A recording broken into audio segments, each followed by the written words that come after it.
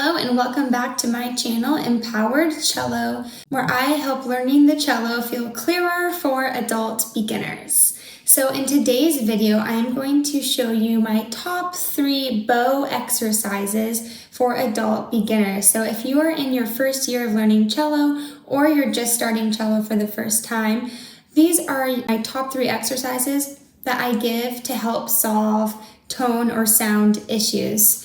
So if I have students struggling with a scratchy sound or a pressed sound, these are the exercises I give to help them troubleshoot why that's happening and to improve their sound. Be sure to like this video if it helped you and subscribe to this channel so you don't miss my weekly videos on learning the cello. And let's dive in. The first exercise is what I call the assisted bow stroke. So the idea here is that a lot of times when students are playing, especially beginning adults, a lot of tension creeps into the hand because they're trying to maintain their bow hold without it collapsing, and they're trying to use their hand to pull the bow across the string and make a sound. The thing about cello is that we need to be utilizing our natural arm weight and sort of resting our arm into the bow while still maintaining this bow hold shape so that we have flexibility and steering control on the cello. And sometimes for adult students, balancing those two things can be tricky at first. And so an exercise I like to do to sort of help troubleshoot that is this assisted bow stroke. So what it is that with your left hand, you're going to hold the bow stick with your left hand and build your bow hold with your right hand. And notice if you're holding all of the weight of the bow with the assisting hand, it's a lot easier to maintain your bow hold. So that's the concept I'm wanting you to focus on, is how simple would your bow hold feel if you weren't carrying the weight of the bow in it. Because here's the thing, you're not really meant to carry the weight of the bow in your hand when you're playing. You're kind of utilizing your natural arm weight to wedge the bow onto the string so the bow hair can grip the string, and then your hand is for steering. You can kind of feel that a little bit easier, I think, if you're holding the weight of the bow in your other hand. So I'm going to have you build your bow hold with the assist of your left hand, and then place it on the D string. Release your natural arm weight into your bow hold. There are some other videos on this if you want to dive further into releasing your natural arm weight into the string.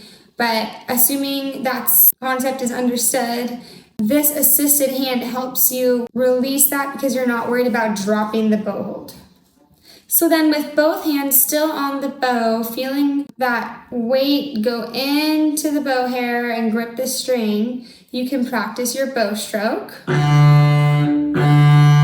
with the two hands. And this allows you to focus on maintaining that bow shape in your hand and maintaining that pouring of the arm weight. Okay, so you're going to do that a few times until you're getting a good resonant sound. Once that's occurring consistently, you're going to remove the assisted hand and see if you can kind of keep that same feeling in your bow hand and arm. You're focusing on opening and closing this bow stroke with your arm, like from the inside of your elbow, and then closing from your armpit versus pulling it with your hand muscles. And I find that my adult students can tap into that a little bit more if they have that assisted hand, which can help them relax. So open, close, and then you're going to practice without. You're trying to replicate the feeling of the assisted hand even when you don't have it.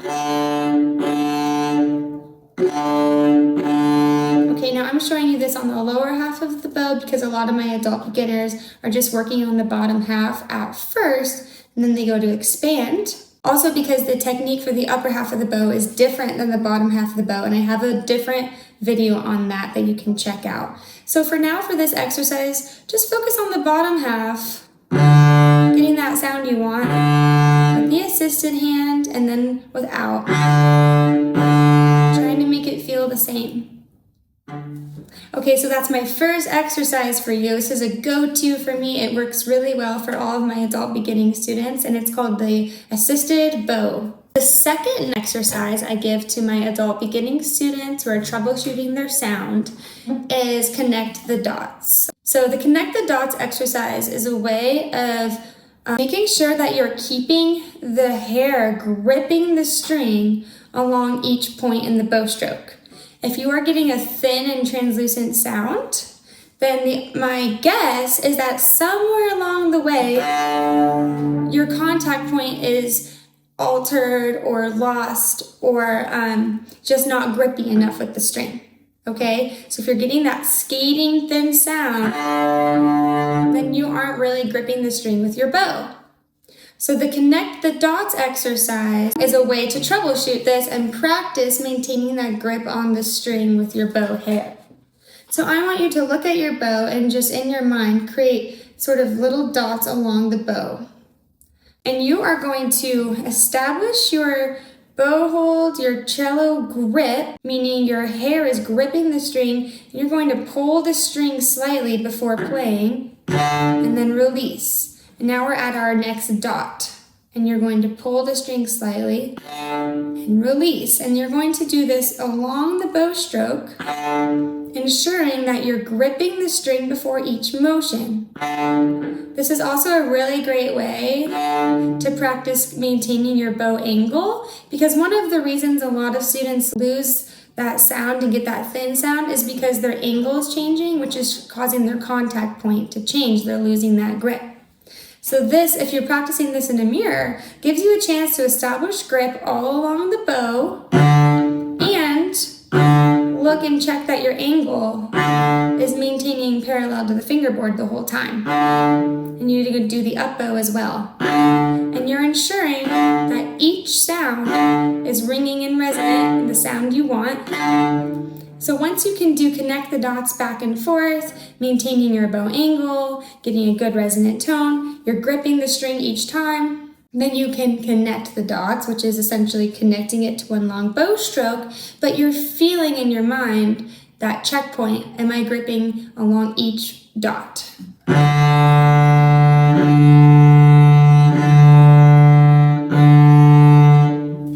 Okay, so that's my second popular exercise I give all of my adult students is connect the dots. These two exercises I've shown you so far, the assisted bow and the connect the dots, are in my go-to toolkit.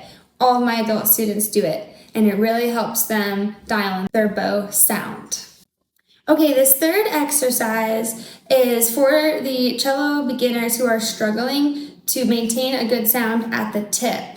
So maybe they can get a nice resonant sound about halfway through the bow or even 3/4 of the way through the bow, and then it kind of all goes out the window at the tip of the bow. Or, maybe they kind of figure it out at the tip, and then as they get back to the frog, their sound is inconsistent once again and feels pressed. So this bow exercise divides the bow 3/4 of the way to 1/4 of the way, and then 3/4 of the way back to 1/4 of the way. And why I do this is because the farther out you get in the bow, the more you have to pronate and the more your technique changes. At the frog, you're using essentially all natural arm weight to produce your sound. But as you get out towards the tip, you have to utilize counter pressure in order to get that grip on the string. I have another video on this, so definitely check that out. But sometimes it's hard for my adult beginner students to make that transition in the moment throughout the bow stroke. So this exercise just gives a little pause to flip that switch. So this is what it looks like. Start at the frog, play till about halfway or 3/4 of the way out. And then you kind of re-grip the string and utilize that counter pressure a bit so that you get a nice good sound at the tip. Okay, and now we do the same thing in reverse. Once we get 3/4 of the way back, you have to switch back to natural arm weight and then finish the bow stroke. So I'll show you again. Natural arm weight mainly. Switch to counter pressure pronation. Counter pressure pronation. Switch back to natural arm weight. So this exercise just adds that pause so you can switch. And then once you're getting a consistent sound that way, you can smooth it out and try to make that change, that little transition gradually in real time.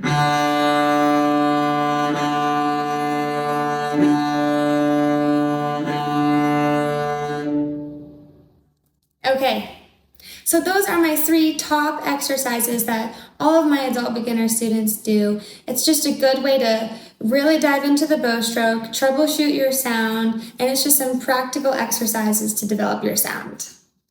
That is all I have for you for this week. Feel free to leave a comment and let me know if this video was helpful for you. These types of practice exercises, this type of sequential building to develop your sound is what I'm all about. I think it's what adult beginners need to successfully learn the cello. And it's exactly what we do in my course, Cello Foundations, which is opening up in a couple months. If you're curious about that, you can learn more in the link in this video. Or if you're ready to get started, right now, today, you can download my Adult Beginner Cello Blueprint, which is free guide, and I'll link that as well. Okay, guys, I will see you next time.